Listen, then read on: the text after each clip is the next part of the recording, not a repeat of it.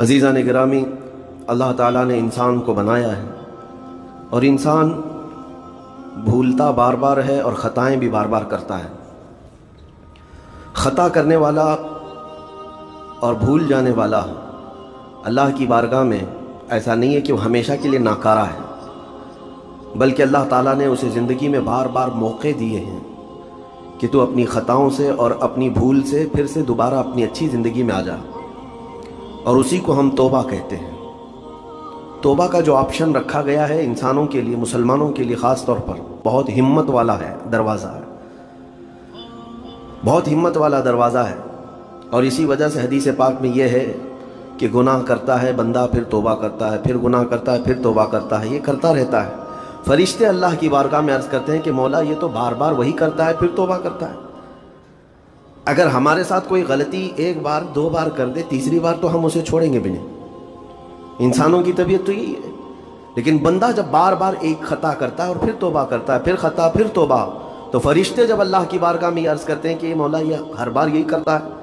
تو جانتے ہیں پروردگار عالم کیا فرماتا ہے؟ ارشاد فرماتا ہے، اے میرے فرشتوں، میرا بندہ مجھے رحمان سمجھتا ہے اس لیے بار بار توبہ کرتا ہے، مجھے وہ ارحم الراحمین سمجھتا ہے، ورنہ کون بار بار اللہ تبارک و تعالیٰ کی بارگاہ میں دروازہ کھٹکھٹاتا؟ تو رب تبارک و تعالیٰ ارحم الراحمین ہے، یہ تصور ہر مسلمان کے ذہن میں ہے، اس کی وجہ سے وہ کبھی مایوس نہیں ہوتا۔ اور شیطان کا سب سے بڑا حربہ کیا ہے جانتے ہیں آپ؟ سب سے بڑا بہکانے کا اور گمراہ کرنے کا اور ہمیشہ گناہوں میں ملوث رکھنے کا سب سے بڑا آلہ، کہ بندے کو سب سے پہلے نا امید کرتا ہے، اب تیرا کیا ہوگا، تو بہت برباد ہو چکا ہے۔ یہ جو خیال شیطان ڈالتا ہے دل میں، اس کے بعد پھر وہ بندہ جری ہو جاتا ہے، اب میرے توبہ سے بھی کچھ ہونے والا نہیں ہے، جو جس طرح زندگی چل رہی چلنے دو، ارے 50 سال ہو گئے اب تک میں یہی کرتا رہا، اب کیا سدھروں۔ یہ جو خیالات ہے یہ شیطان ڈالتا ہے تاکہ اس کی کفر پر موت ہو جائے، تاکہ وہ ہمیشہ گناہوں کی موت مرے۔ نا امیدی جو ڈالتا ہے شیطان، اب میرے ساتھ کچھ ہونا نہیں ہے۔ نہیں میرے عزیزوں،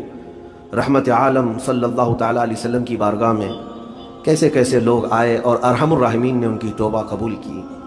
آپ کو ایک بات میں بتاؤں، سیدنا عمر ابن خطاب رضی اللہ تعالیٰ عنہ کا دور ہے، مثنوی شریف میں مولانا روم فرماتے ہیں، جنت البقیع آپ نے سنا ہوگا، قبرستان مدینے کا، مدینے کے قبرستان میں رات کے وقت ایک بوڑھا آدمی 80 سال کا جو بانسری بجاتا تھا اور اسی سے پیسہ کماتا تھا، اس کی بانسری میں بڑی اچھی لے تھی، بڑی سر اچھی تھی، لوگ سنتے تھے اور پیسے دیتے تھے، لیکن بڑھاپے میں جب سانس پھولنے لگ جاتی ہے، ہانپنے لگ جاتا ہے، سانس نہیں ٹھہرتی، تو بانسری کیسے بجتی؟ اس کی لے ٹوٹ جاتی، لہجے بدل جاتے۔ بوڑھا آدمی، اب اس کی بانسری سننے کو کوئی آتا نہیں تھا اور پیسے ملتے نہیں تھے، تھک ہار کر کے وہ آیا، رات کا وقت تھا، جنت البقیع قبرستان میں، 80 سال کی عمر کا ہو گیا، اس نے بانسری توڑ دی، کہا زندگی بھر جس چیز سے میں کماتا تھا اب میری سانسوں نے جواب دے دیا، جسم پھولنے لگا ہے، سانس زیادہ آنے لگ گئی ہے، اب میرا کھانا پینا کیسا چلے گا؟ خیر ارحم الراحمین، ہوں تو تیرا ہی بندہ، میرے اہل و عیال نہیں، میرے رشتہ دار نہیں، مجھے اگر تو بھوکا مارنا ہے تو اسی قبرستان میں مار دے، یا اگر میری زندگی باقی ہے تو میرے رزق کا انتظام کر دے۔ وہ رو رہا تھا 80 سال کی عمر میں۔ جب بندہ لاچار و مجبور ہوتا ہے تو پروردگار کو ہی یاد کرتا ہے۔ جانتے ہیں عمر ابن خطاب رضی اللہ تعالیٰ عنہ امیر المومنین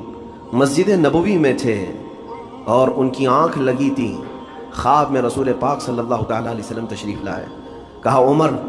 اللہ کا حکم ہے جنت البقیع میں جاؤ، ایک بھوکا آدمی کھڑا ہے، اپنے گھر سے کھانا لے جاؤ اور اس کی ضرورت کا انتظام کرو۔ نیند کھلی تو آپ نے دیکھا اللہ کے حبیب صلی اللہ علیہ وسلم کی طرف سے حکم آیا اور رب ذوالجلال کا حکم ہے، گھر سے عمدہ کھانا لیا، تو شادان لے کر کے کچھ مال و متاع بھی لے کر قبرستان میں گئے، ڈھونڈا کون ہے یہاں پر، تو دیکھا کہ ایک ہانپتا کانپتا ہوا 80 سال کا بوڑھا روتا ہوا نظر آیا۔ امیر المومنین اپنے ہاتھ میں تو شادان لے کر اس کے قریب گئے، کہا تو بھوکا ہے؟ کہا ہاں بھوکا ہوں، بیٹھ چل میں تجھے کھلاتا ہوں۔ دسترخوان بچھا کر اسے اپنے ہاتھوں سے کھلایا اور اسے اپنی ضرورت کے مطابق جو ضروریات تھیں اس کی ضرورت کے مطابق وہ ساری چیزیں دی۔ وہ بوڑھا پوچھتا ہے آپ کون ہیں؟ حضرت عمر فاروق نے کہا میں عمر ابن خطاب ہوں۔ وہ ڈر گیا، حضرت عمر سے کون نہیں ڈرتا تھا، کہ کہیں یہ کھلا پلا کر کے مجھے کوڑے نہ مارے کہ زندگی بھر بانسری بجانے والا آج پکڑا گیا ہے، ہاں آج مجھے یہ سزا نہ دے دے۔ وہ کانپنے لگا، کہا کہ آپ یہاں کیسے؟ حضرت امیر المومنین کہتے ہیں میں خود نہیں آیا، مجھے اللہ کے رسول نے بھیجا، اور رب تبارک و تعالیٰ کا حکم آیا تھا کہ تو بھوکا ہے اور تو نے رزق مانگا ہے اور مجھے تیرے رزق دے کر کے بھیجا گیا ہے۔ وہ چیخ مار کر کے گر پڑا زمین پر اور رونے لگا، اپنے ہاتھ پھیلا کر کہا سچ فرمایا مولا تو ارحم الراحمین ہے، 80 سال تجھ سے دور بھاگتا رہا، ایک بار کیا تجھے میں نے پکارا، تو نے وقت کے امیر المومنین کو کھانا دے کر بھیج دیا۔ اللہ رب العزت کی بارگاہ میں نا امیدی اور مایوسی جو شیطان لاتا ہے، اس سے بندے بھٹک جاتے ہیں، بہک جاتے ہیں، انہیں توبہ کی توفیق بھی نہیں ملتی۔ اسی لیے میرا مولا فرماتا انا عند ظن عبدی بی، رب تعالیٰ فرماتا میرا بندہ میرے بارے میں جیسا گمان کرتا ہے میں اس کے ساتھ ویسا سلوک کرتا ہوں۔ تم کیا گمان کرتے ہو؟ وہ سخت پکڑ کرے گا، ابھی مار ڈالے گا، وہ غفار ہے، قہار ہے، جبار ہے، لیکن ساتھ میں وہ ستار بھی ہے، وہ رحمان بھی ہے، رحیم بھی ہے۔ اگر رب تبارک و تعالیٰ ہر چیز پر پکڑ کرتا تو ہمارا تو جینا ہی نہیں تھا، یہاں پر اتنے گناہ ہو چکے۔ اور وہ رب تعالیٰ فرماتا وسعت رحمتی کل شیء، میری رحمت نے ہر چیز کو گھیر رکھا ہے۔ اللہ رب العزت بندوں کو معاف کرنے کا اظہار زیادہ فرماتا ہے۔ اور جانتے ہیں آپ، گناہ جب عام ہوتے ہیں، میں آپ کو اپنے گھر کی بات بتا دوں، میرے گھر میں آپ 4 دن کے مہمان بن کر کے آئے ہیں، کبھی میری کھڑکی توڑ رہے ہیں، کبھی دروازہ توڑ رہے ہیں، کبھی ہمارے گھر کے برتن پٹک رہے ہیں، کبھی فرشی اکھاڑ رہے ہیں، کب تک برداشت کروں گا؟ آپ کو نکال کر باہر کر دیں گے، مہمان نہیں، یہ بلا ہو گئی ہے، گھر سارا اجاڑ رہا ہے۔ ایک چیز پر چھوڑ دیا جائے، 2 چیز پر چھوڑ دیا جائے، یہ انسانوں کی فطرت ہے، انسانوں کی فطرت۔ لیکن رب کائنات اپنی کائنات میں ہم بندوں کو اتارا ہے، ہم نے کیا نہیں بگاڑا اسے؟ اپنے گناہوں سے اس کی زمین کو لال کر دیا، ہاں اس کی نافرمانی سے ہم نے اس کائنات کے رنگ کو بدل دیا، کھلے عام گناہ، ننگا پن، بے حیائی، عیاشی، سب کچھ ہوتا رہا۔ اس کی کائنات ہے، اس کی زمین ہے، اس کی سلطنت ہے۔ اور ان گناہوں کی وجہ سے جانتے ہیں آپ، سمندر اللہ کی بارگاہ میں عرض کرتا ہے کہ مولا تو مجھے اجازت دے دے، میں ایسی طغیانی لاؤں گا کہ یہ سب ہلاک ہو جائیں گے۔ ہوائیں اللہ سے اجازت مانگتی ہیں تو مجھے شدت دے دے، میں اتنا تیز اڑاؤں گی کہ ان کے پرخ چھوڑ جائیں۔ لیکن جانتے ہو اللہ کی طرف سے جواب کیا آتا ہے؟ سمندر کو بھی رب تعالیٰ فرماتا ہے، ہواؤں کو بھی کہتا ہے رب تعالیٰ رک جاؤ، میں میرے بندوں کے انتظار میں ہوں، میرے بندوں کی توبہ کے انتظار میں ہوں کہ میرے بندے میرے پاس لوٹ آئیں گے۔ اسی لیے اللہ کے حبیب صلی اللہ تعالیٰ علیہ وسلم ارشاد فرماتے ہیں، اللہ تعالیٰ کو سب سے زیادہ خوشی کس بات کی ہوتی ہے جانتے ہیں؟ رب تعالیٰ اپنے بندوں سے کب خوش ہوتا ہے؟ مثال دے کر کے میرے آقا نے فرمایا، مثال دے کر سمجھایا۔ صحرا میں، ڈیزرٹ میں ریتیلے میدان ہوتے ہیں، اس کا سفر بڑا ڈینجر ہوتا ہے۔ آج بھی ڈیزرٹ ہیں بہت سارے، سہارا ڈیزرٹ کا نام سنا ہوگا، ہم گئے ہیں 200-250 کلومیٹر تک آپ چلتے رہو گاڑی، نہ ایک درخت نظر آتا ہے، نہ پہاڑ نظر آتا ہے، نہ گھر نظر آتا ہے، کچھ بھی نہیں۔ اس طرف میدان ریت کا اور آسمان لگا ہوا دکھتا ہے، ادھر بھی آسمان، تنہا ہم اکیلے نظر آتے رہتے ہیں۔ صحرا کا جو سفر ہوتا ہے بہت کٹھن ہوتا ہے۔ نبی پاک صلی اللہ تعالیٰ علیہ وسلم مثال دیتے ہوئے ارشاد فرماتے، ایک بندہ اپنی اونٹنی لے کر، اس پہ ساز و سامان لے کر کھانے پینے کا صحرا کے سفر پر تھا، اور صحرا میں کھانا پانی بہت مقدار میں لی جاتی ہے کیونکہ کچھ ملتا نہیں، اور جلد سے جلد وہاں سے سفر گزار کر کے آنا۔ ایک بار اگر راستہ بھٹک گیا موت ہو جاتی، وہاں پہ راستہ ملے گا نہیں، جس طرف بھی جاؤ تو لگے گا سیدھا ہی چل رہا ہوں، ڈائریکشن ہی نہیں پتا ہوتے صحرا میں۔ حضور پاک صلی اللہ علیہ وسلم فرماتے ہیں، ایک بندہ صحرا کے سفر میں اپنی اونٹنی کے ساتھ ساز و سامان لے کر سفر پر تھا، بیچ راستے میں اسے نیند آئی، سویا، سو کر کے اٹھا تو دیکھا اس کی اونٹنی ساز و سامان کے ساتھ غائب ہے، صحرا میں، بیچ صحرا میں۔ اب جو سواری تھی وہ غائب ہے، کھانا پانی تھا وہ غائب ہے، کچھ نہیں ہے ساتھ میں۔ گھبرا گیا، پریشان ہوا، اپنی اونٹنی کو ڈھونڈتا ڈھونڈتا تھک گیا، کبھی ادھر کبھی ادھر، کبھی ادھر کبھی ادھر، ہر جگہ کہیں کوئی نشان نظر نہ آئے۔ اور جب سواری نہیں ہے تو اب کئی 100 کلومیٹر کا بغیر کھانے پینے کے کیسے سفر کرتا؟ تھک ہار کر کے دوسرا دن ہو کہ تیسرا دن ہو، ایک جگہ وہ بندہ سو گیا، پھر سے سو گیا، اب راستہ بھی نہیں ملتا، سویا تو نیند سے اٹھا جب تو دیکھا اس کی اونٹنی بھی موجود ہے، اس کا ساز و سامان بھی۔ یہ مثال ہے، یہ مثال ہے۔ میرے آقا صلی اللہ علیہ وسلم صحابہ سے اب پوچھتے ہیں، اے میرے صحابہ بتاؤ اس بندے کو جو صحرا میں گمشدہ اونٹنی جس کی مل جائے اسے خوشی کتنی ہوگی؟ صحابہ کہتے یا رسول اللہ اس کی تو جان میں جان آ گئی ہوگی، کیونکہ وہ جانتے تھے صحرا کا سفر کیا ہوتا ہے۔ کہا سب سے زیادہ اسے خوشی ہوگی کہ اس کا کھویا ہوا سامان مل گیا، کھوئی ہوئی سواری مل گئی۔ میرے آقا صلی اللہ علیہ وسلم فرماتے ہیں گمشدہ اونٹنی کے ملنے پر جیسے اس مسافر کو خوشی ہوئی، اس سے کئی زیادہ بڑھ کر کے رب تعالیٰ کو اس وقت خوشی ہوتی ہے جب ایک گنہگار بندہ واپس توبہ کر کے اس کی بارگاہ میں آتا ہے۔ رب تعالیٰ کی بارگاہ میں جب بندہ پلٹ کر کے آتا ہے، رب تعالیٰ فرشتوں پر اس بندے کو دکھا کر رشک کرتا ہے، ارشاد فرماتا ہے میرا بندہ میرے پاس آ گیا، میرا بندہ میرے پاس آ گیا ہے۔ میں نے قرآن پاک کی وہی آیت تلاوت کی ہے جس میں اللہ تعالیٰ فرماتا ہے وَالَّذِينَ إِذَا فَعَلُوا فَاحِشَةً أَوْ ظَلَمُوا أَنفُسَهُمْ ذَكَرُوا اللَّهَ فَاسْتَغْفَرُوا لِذُنُوبِهِمْ۔ یہ چوتھے پارے کی آیت ہے۔ اللہ تعالیٰ فرماتا ہے وہ لوگ جنہوں نے برائی کر لی یا اپنی جان پر ظلم کیا، یعنی گناہ کیا، پھر اللہ کو یاد کر لیا اور توبہ کر لیا، اللہ فرماتا ہے وَمَن يَغْفِرُ الذُّنُوبَ إِلَّا اللَّهُ، تو بتاؤ لوگوں اللہ کے علاوہ کون ہے بخشنے والا؟ لیکن شرط رب تعالیٰ یہ فرماتا وَلَمْ يُصِرُّوا عَلَى مَا فَعَلُوا وَهُمْ يَعْلَمُونَ، لیکن ایک بات ہے کہ وہ جس چیز سے توبہ کر کے آ رہے ہیں اس پر پھر مزید اصرار کر کے جمے نہ رہیں، چھوڑ دیں ایک بار، جان بوجھ کر کے پھر اس چیز پر نہ لگے رہیں۔ یہ آیت کب نازل ہوئی تھی میں آپ کو بتاؤں، دو صحابہ تھے، دونوں گہرے دوست تھے، بہت ہی گہرے دوست، مدینے کے رہنے والے۔ اس میں سے ایک صحابی تجارت کے لیے جا رہے تھے اور ان کے گھر بار میں ان کی بیوی تھی بس اور کچھ نہیں، تو اپنے دوست سے کہا کہ میں جا رہا ہوں، مجھے آنے میں تاخیر ہو سکتی ہے، میرے گھر پر اگر کبھی سودا سلف لانے کی ضرورت پیش آئی تو میری بیوی کو یہ پہنچا دینا ساز و سامان۔ یہ کہہ کر کے وہ تجارت پہ چلے گئے۔ جو دوست صحابی تھے، دیکھیں صحابہ کے بہت سارے کام امت کے لیے درس ہیں، قیامت تک آنے والے مسلمانوں کے لیے وہ مشعل راہ ہیں۔ تو وہ جو دوست صحابی تھے سودا سلف لے کر کے گھر جایا کرتے تھے اپنے دوست کی بیوی کو پہنچانے کے لیے۔ ایک دن ایسا ہوا کہ شیطان نے ورغلایا اور سودا سلف سامان لے کر گھر گئے۔ ان کی خاتون باہر آئی دوست کی، انہوں نے اس خاتون کا صرف ہاتھ پکڑ لیا، ہاتھ پکڑ لیا، اور وہ عورت چونکہ مدینے کی رہنے والی صحابیہ ہیں، اپنا ہاتھ تو چھڑا لیا لیکن وہ چیخ مار کر رونے لگی کہ جس پر میرے شوہر نے سب سے زیادہ اعتماد کیا، تم تو جگری دوست بھائی کی طرح تھے، ہاتھ کیسے بڑھا دیا؟ تو اس صحابی کو فوراً احساس ہو گیا کہ میں بہت بڑی خطا کر گیا، میرے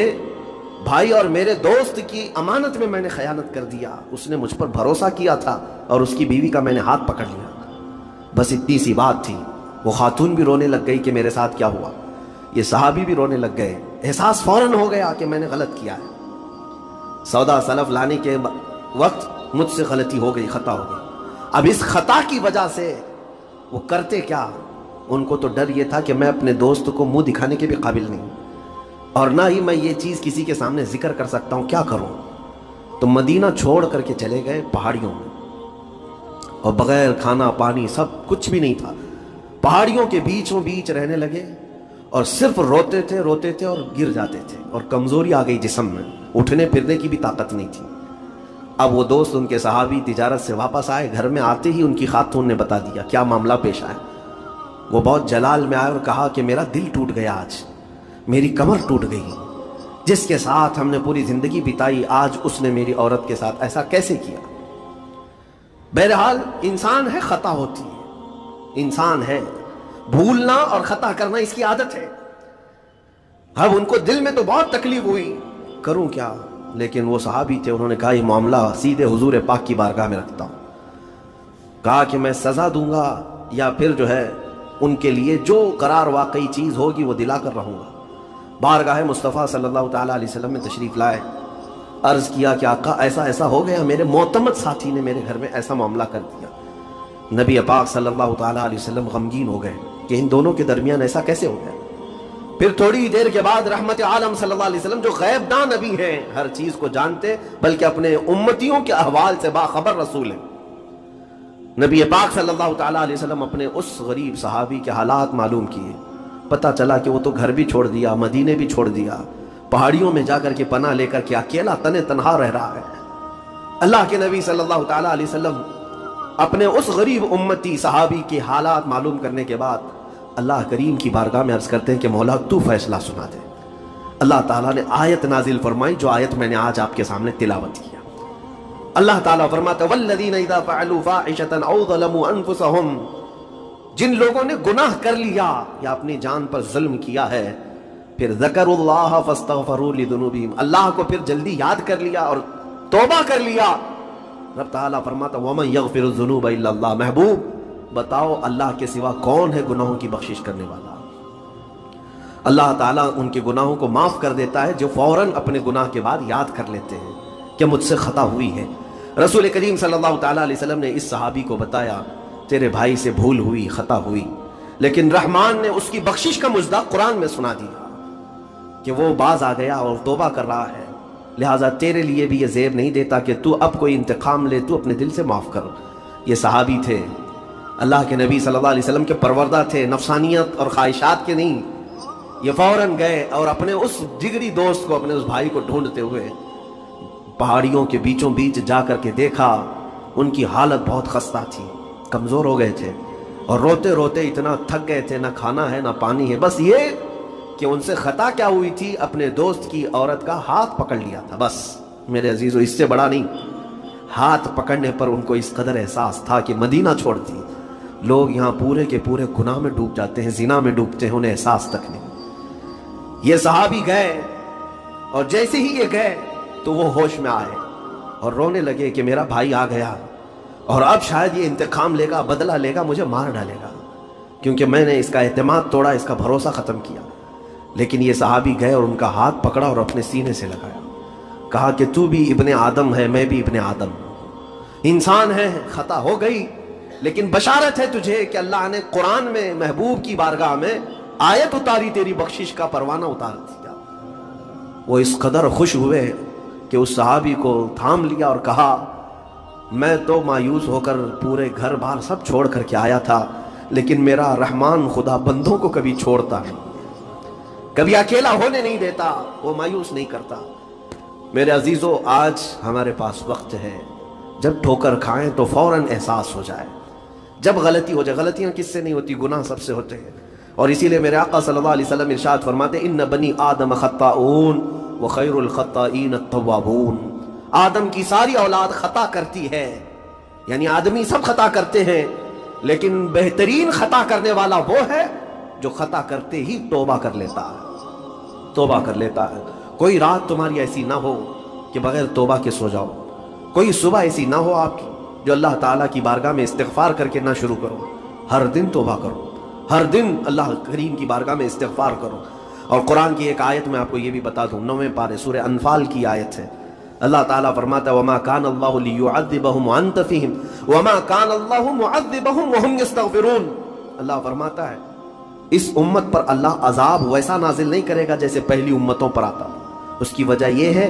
پہلی وجہ یہ ہے کہ ان کے بیچ میں میرا محبوب آرام کر رہا ہے، رسول پاک صلی اللہ علیہ وسلم۔ دوسری ایک تعالیٰ فرماتا ہے وَمَا كَانَ اللَّهُ مُعَذِّبَهُمْ وَهُمْ يَسْتَغْفِرُونَ، جب تک لوگ اللہ کی بارگاہ میں استغفار کرتے رہیں گے، استغفر اللہ ربی من کل ذنب واتوب الیہ، جب تک استغفار کرتے رہیں گے، اللہ فرماتا ہے اس قوم پر اللہ عذاب نہیں نازل کرتا۔ جب بندے چھوڑ دیتے ہیں، ارے جو کیا سب صحیح کر رہا ہوں، میرا کیا ہے، توبہ کرنا بھول گیا، استغفار کرنا بھول گیا، ان بندوں پر اللہ کا عذاب آتا ہے، اس قوم پر عذاب آتا ہے۔ اسی لیے میں کہتا ہوں میرے عزیزو خطائیں سب سے ہیں، ہمارے دامن کے اندر کیا کیا ہے وہ ہمیں معلوم ہے، ہمارے پروردگار کو بہت سارے راز ایسے ہیں جو اس نے چھپا رکھا ہے، بندوں کے اوپر پردہ ڈال رکھا ہے، اتنی باتیں کہ اگر وہ پردہ اٹھا دے تو لوگ رشتہ داروں کے سامنے بیٹھنے کے بھی قابل نہیں رہیں، ماں باپ دیکھ کر گھبرا جائیں گے اور اپنے گھر سے دور کر دیں، یا اگر باپ کی غلطیاں بیٹے کو پتہ چل جائے تو زندگی بھر اس کو باپ نہیں تسلیم کرے گا، وہ باپ نہیں مانے گا کہ اس کی اتنی بڑی بڑی خطائیں، لیکن وہ رحمان ہے، باپ کی عیب بیٹے سے چھپا رکھا ہے، بیٹے کے عیب ماں سے چھپا کر رکھا ہے، وہ پروردگار عالم نے پردہ رکھا ہے ہر ایک پر، لیکن اس کے باوجود بندوں کو یہ چاہیے کہ اس کی بارگاہ میں اکڑ دکھانے کی بجائے، غرور و گھمنڈ دکھانے کی بجائے عاجزی کے ساتھ اسے رحمان تسلیم کر کے عرض کرتے رہے مولا میں خطا کار ہوں اور تو ستار و غفار ہے، بخش دے مولا تیرا نام غفار ہے، بخش دے مولا تیرا نام غفار ہے۔ اسی لیے میں عرض کرتا ہوں میرے عزیزوں، رب تبارک و تعالی ارحم الراحمین ہے، لیکن کچھ بندوں کو آج ایسا لگتا ہے کہ اب ہم جس زندگی میں جیسے چل رہے ہیں اب تک ہمارے ساتھ کچھ ہوا نہیں، اس کا مطلب ہے کہ ہم صحیح کر رہے ہیں، جو کر رہے ہیں ہم صحیح کر رہے ہیں۔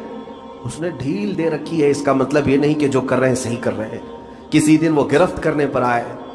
اور سب کے سامنے عیوب تمہارے برائیاں وہ آشکار کر دے، کھول دے، تو یہ سب سے بڑا عذاب ہے دنیا میں بھی سب سے بڑا عذاب ہے۔ بہرحال آج وقت ہے، اللہ تعالیٰ نے عقل سلیم عطا کیا ہے، اور میں آپ کو بتاؤں کہ اللہ تبارک و تعالیٰ ان بندوں کو پسند کرتا ہے جو اس کی بارگاہ میں گڑ گڑاتے ہیں۔ آپ نے دنیا میں دیکھا ہے کسی کے پاس آپ مانگنے کے لیے جائیں، 1000 روپے مانگ کے دکھائیں، آج وہ دے دے گا، کل پھر 1000 روپے مانگے اس سے، ہو سکتا ہے دے دے گا، پرسوں پھر مانگو، دیکھو پھر اس کا چہرہ بگڑتا ہے کہ نہیں۔ اچھے لوگوں کی بات میں کر رہا ہوں، مانگنے سے لوگ ناراض ہوتے ہیں، اور اگر تم مانگنے کی عادت ڈال دی تو دیکھنا وہ آدمی راستہ کاٹنے لگ جائے گا، ارے یہ آ رہا ہے، ہٹ جاؤ ادھر سے، ابھی آئے گا 1000 روپے مانگے گا۔ مانگنے والوں سے تو ہم راستہ کاٹ لیتے ہیں، لیکن آپ کو پتا ہے رحمت عالم صلی اللہ علیہ وسلم ارشاد فرماتے ہیں میرا مولا رب تعالیٰ کی شان یہ ہے کہ بندہ اگر مسجد میں آیا اور کچھ مانگے بغیر ہی چلا گیا تب رب تعالیٰ ناراض ہوتا ہے۔ دنیا مانگنے پہ ناراض ہوتی ہے اور وہ نہ مانگنے پہ ناراض ہوتا ہے، اور ارشاد فرماتا ہے یہ بندہ آج مجھ سے کچھ نہیں مانگا، دیکھو فرشتوں اس کو میری حاجت نہیں رہ گئی، اس کو میری حاجت نہیں رہ گئی، یہ بغیر مانگے چلا گیا۔ اسی لیے توبہ بھی کرتے رہو، استغفار بھی کرتے رہو، اور مانگتے بھی رہو، تاکہ اس کے بندے بن کر کے رہیں اور دنیا میں غرور و تکبر سے آزاد رہیں۔ اللہ کریم کہنے سننے سے زیادہ ہمیں عمل کی توفیق عطا فرمائے، موت سے پہلے مولا تعالی ہمیں توبۃ نصوحا عطا فرمائے۔ رب کریم اگر تو ہم سے غضبناک ہے، اگر تو ہم سے ناراض ہے تو مولا اس زندگی میں ہی ہمیں توبہ کی توفیق دے دے۔ مولا بغیر توبہ کے، بغیر کلمہ طیبہ کے ہماری کسی کی روح قبض نہ فرما۔ جس دن ہمارا جنازہ اٹھے، اے رحمان، اے کریم، اے غفار، اے ستار، ہمیں دنیا کی تمام آلائشوں سے پاک کر کے اٹھا لے۔ اے اللہ تیرے حبیب پاک صلی اللہ علیہ وسلم کے پڑوس میں ہمیں دفن نصیب فرما۔ وآخر دعوانا الحمدللہ۔